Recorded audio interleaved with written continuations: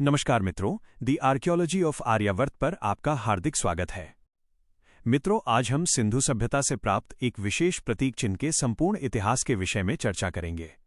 आज का ये विषय इसलिए अत्यंत महत्वपूर्ण हो जाता है क्योंकि इस प्रतीक चिन्ह का अंकन सांची स्तूप के तोरण द्वार पर होने के कारण बौद्ध मतावलंबी इसे अपनी विरासत बताते हुए नहीं थकते। हालांकि इतिहास का एक अन्य पक्ष पुरातात्विक प्रमाणों के आलोक में ये सिद्ध करता है कि ये प्रतीक चिन्ह वैदिक धर्म से संबंधित है। आइए तथ्यों का विश्लेषण करें और ये जानने का प्रयास करें कि वास्तव में ये प्रतीक चिन्ह किस संस्कृति से संबद्ध है। मित्रों, इस प्रतीक चिन्ह की प्राप्ति सर्वप्रथम मोहनजोदड़ो से हुई थी। बाद के कालखंडों में इसी प्रतीक चिन्ह को सांची स्तूप के तोरण द्वार पर स्थापित किया गया, जिसे वर्तमान समय में बौद्ध मत में त्रिरत्न कहा जाता है। बौद्धों का मानना है कि ये प्रतीक चिन्ह बौद्ध धर्म के 3 रत्नों बुद्ध, धम्म और संघ का बोध कराता है। मित्रों, अब आइए हम इस प्रतीक चिन्ह का तार्किक अध्ययन करें। मित्रों, सांची स्तूप पर स्थापित यह प्रतीक चिन्ह 4 प्राचीन प्रचलित मांगलिक चिन्हों का संयोजन है। इसका सर्वोच्च अंग श्रीवत्स है, दूसरा अंग नंदीपद, तीसरा अंग इंद्र का वज्र तथा चौथा अंग चक्र है। बौद्ध मतावलंबियों का प्रायः ये दावा रहता है कि वैदिक परंपरा में भगवान शिव के त्रिशूल की कल्पना इसी प्रतीक चिन्ह को देखकर की गई। किंतु मित्रों, दावे तो अनेक किए जाते हैं।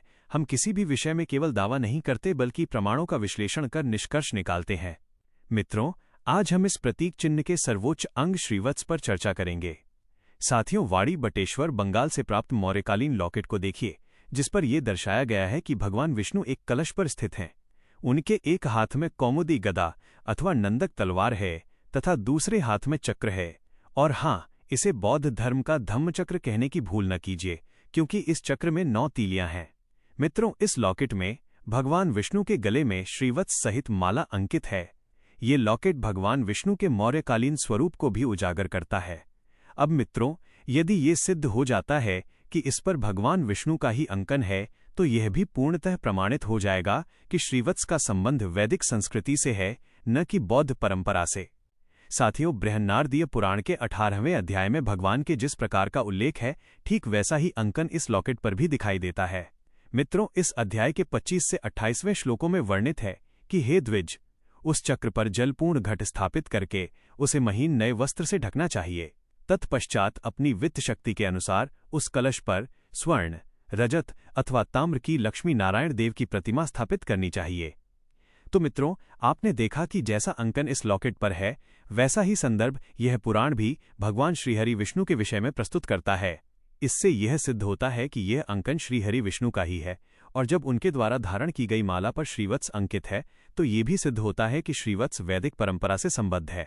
मित्रों, जब यही श्रीवत्स सांची स्तूप के तोरण द्वार पर स्थापित उस प्रतीक चिन्ह का एक अंग है, तो इससे यह निष्कर्ष निकलता है कि वो प्रतीक चिन्ह वास्तव में वैदिक परंपरा से ही जुड़ा हुआ है। जिन ब्राह्मण राजाओं द्वारा सांची स्तूप के तोरण द्वार का निर्माण कराया गया, उन्होंने संभवतः इसी उद्देश्य से इस प्रतीक चिन्ह को स्थापित कराया होगा, ताकि लोग यह समझ सकें कि सांची स्तूप के तोरण द्वार का निर्माण कराने वाला हिंदू परंपरा से संबद्ध था। हालांकि मित्रों, वर्तमान समय में कुछ नवबौद्ध वर्ग इसका उपयोग लोगों को भ्रमित करने तथा भ्रामक इतिहास प्रस्तुत करने के लिए कर रहे हैं, परंतु आपको चिंतित होने की आवश्यकता नहीं है। हम जैसे लोग आपको सत्य इतिहास से परिचित कराते रहेंगे।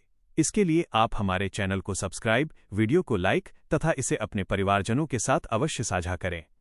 धन्यवाद।